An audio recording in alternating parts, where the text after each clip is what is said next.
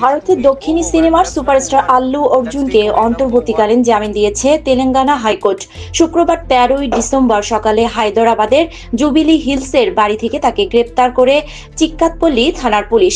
গত 4ই ডিসেম্বর হায়দরাবাদে পুষ্পা 2 সিনেমার প্রিমিয়ারে পদদলিত হয়ে এক নারীর মৃত্যু ঘটে। ঘটনাস্থলে উপস্থিত ছিলেন আল্লু অর্জুন। তার উপস্থিতিতে ভক্তদের ভিড় সামলাতে গিয়ে এ দুর্ঘটনা ঘটে।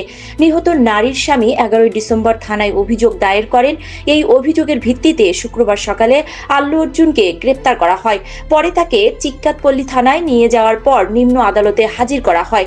আদালতে 14 দিনের জেল হেফাজতের নির্দেশ দেন। আদালতের রায়ের পর আল্লু অর্জুনের পক্ষ থেকে হাইকোর্টে আবেদন করা হয়। সন্ধ্যায় তেলেঙ্গানা হাইকোর্ট অন্তর্বর্তীকালীন জামিন মঞ্জুর করেন।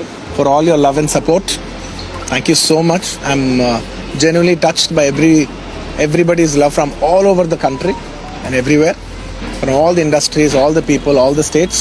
Thank you so much for all the love, and especially my fans. Thank you, Andy. Thank you. I love you, my fans. Thank you so much for your unconditional love and support. And of course, I cannot finish it without saying. Pushpa 2 প্রিমিয়ারের ঘটনায় পদদলিত হয়ে এক নারীর মৃত্যু ও বেশ কয়েকজন আহত হন। অভিযোগের প্রেক্ষিতে অভিনেতা ও তার দেহরক্ষীর বিরুদ্ধে মামলা দায়ের করা হয়। এ ঘটনায় আল্লু অর্জুনের দেহরক্ষীকেও গ্রেপ্তার করেছে পুলিশ। আল্লু অর্জুনের আগেও হাইকোর্টে মামলা খারিজের আবেদন করেছিলেন।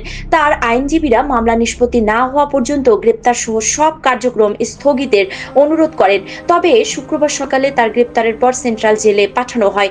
ইন্ডিয়া টুডে জানায়, থানায় জবানবন্দি দেওয়ার পর অভিনেতাকে মেডিকেল চেকআপের জন্য হাসপাতালে নেওয়া হয়। আইনজীবীরা আশা করছেন আগামী দিনে মামলাটি নিষ্পত্তি হবে। নন্দিত অভিনেতার জামিন পাওয়ার খবরে স্বস্তি পেয়েছেন তার ভক্তরা। তবে এই মামলার চূড়ান্ত রায় কি হয় তা সময়ই বলে দেবে।